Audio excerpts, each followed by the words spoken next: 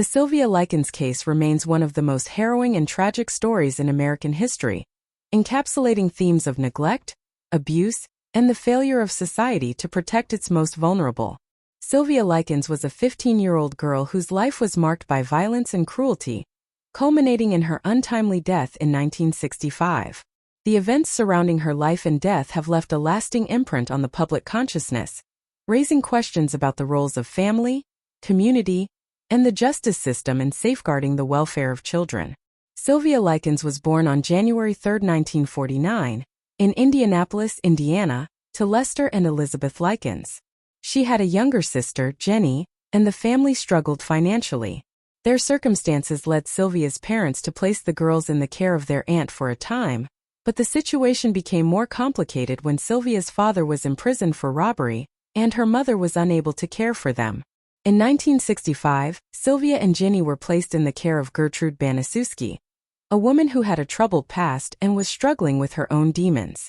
Baniszewski had several children of her own, and her home became a makeshift boarding house for the Likens sisters.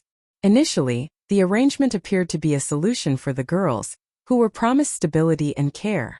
However, as time went on, the situation rapidly deteriorated.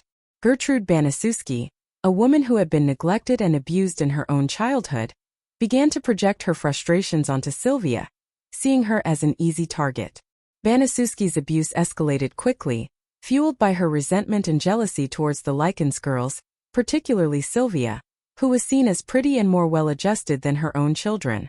The abuse was not merely physical. It was psychological and emotional as well. Sylvia was subjected to relentless verbal insults, isolation from her friends, and manipulative tactics designed to break her spirit. Gertrude encouraged her own children and several neighborhood children to join in the torment. The group would often engage in sadistic games, humiliating Sylvia and physically abusing her in increasingly severe ways. Sylvia was beaten, burned, and deprived of food, often forced to eat her own waste. The once vibrant girl became a shell of her former self, losing weight and suffering from severe injuries that were left untreated. Despite the horrors occurring within the Baniszewski home, Sylvia's plight went largely unnoticed by the outside world. Neighbors who witnessed the abuse either turned a blind eye or were too frightened to intervene. Schools and local authorities failed to recognize the signs of abuse, and the Likens family did not have the resources or support to escape the situation. Jenny, who was also a victim of Gertrude's wrath, was often too terrified to speak up about the abuse. When she did try to intervene on Sylvia's behalf, her pleas were met with more violence, as Gertrude's aggression was directed toward her as well. The tipping point came in late October 1965, when Sylvia was so severely abused that she could no longer care for herself. She was emaciated, covered in bruises, and suffering from untreated infections. On October 26, 1965, after being denied food and suffering brutal treatment, Sylvia succumbed to her injuries. In her final days, she was reportedly begging for help, but the adults and children around her chose to ignore her cries. Sylvia's death was a shocking culmination of months of escalating violence, but it also prompted an investigation that would reveal the horrifying truth behind her suffering. After Sylvia's death, Gertrude Baniszewski and her children were arrested and charged with murder. The trial that followed was a sensational affair, drawing national attention to the case. During the proceedings, it became clear that Gertrude was not acting alone. Her children and several neighborhood children had all participated in the abuse. The prosecution painted a picture of a woman who had become the orchestrator of a cruel game, using her authority as an adult to manipulate those around her into participating in the torment of an innocent girl. The defense for Gertrude Baniszewski argued that she was not in her right mind, suggesting that her own troubled past and mental health issues contributed to her actions. The trial revealed that Baniszewski had been a victim of abuse in her own life, leading some to speculate that she had projected her pain onto Sylvia.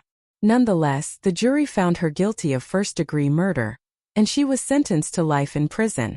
Her children and the other teenagers involved also faced charges, but their sentences varied, with some receiving much lighter punishments than Gertrude. The Sylvia Likens case served as a catalyst for change in the way society viewed child abuse. It highlighted the systemic failures that allowed such brutality to occur, and called attention to the need for better protection of vulnerable children. The case prompted reforms in child welfare systems, leading to more rigorous training for social workers and greater accountability for caregivers. It also sparked conversations about the role of community members in safeguarding children and the responsibilities of adults to protect those who cannot protect themselves. Despite these reforms, the legacy of Sylvia Likens continues to resonate. Her story is often cited as a cautionary tale about the potential for human cruelty and the dire consequences of neglect. It serves as a stark reminder that the responsibility to protect children does not rest solely with the authorities, but with each individual in the community. Sylvia's death was a tragedy that could have been prevented had there been a greater awareness of the signs of abuse and a willingness to intervene. In the years since the trial, Sylvia Likens has become a symbol of resilience and vulnerability. Various books, documentaries, and films have been made about her life and death, aiming to honor her memory while also educating others about the importance of child welfare. The case has become a point of reference in discussions about abuse, neglect, and the need for societal change. Sylvia Likens' story is one of profound tragedy, but it is also a call to action. It reminds us that children are often at the mercy of adults, and that the responsibility to protect them lies with everyone. The lessons learned from this case are not merely historical.